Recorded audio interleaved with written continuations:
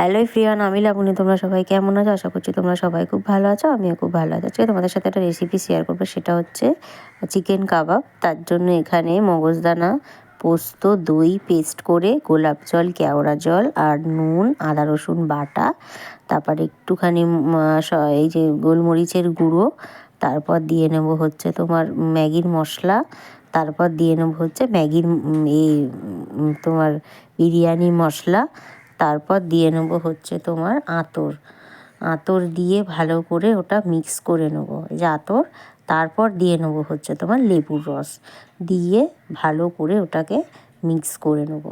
নেওয়ার পর ওটা এর কাঠির মধ্যে ভরে তারপর একটু সাদা তেল দিয়ে তারপর ওটা ভালো করে ম্যারিনেট করে কিছুক্ষণ রেখে দেওয়ার পর তারপর এটা আমরা এই যে কাবাবের এতে বসিয়ে দিয়েছি, চিকেন মধ্যে কাঠির মধ্যে ঢুকিয়ে।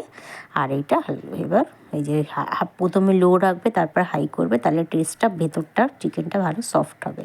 এই যে আমাদের চিকেন রেডি হয়ে গেছে। সবাই ভালো থাকবে। নেক্সট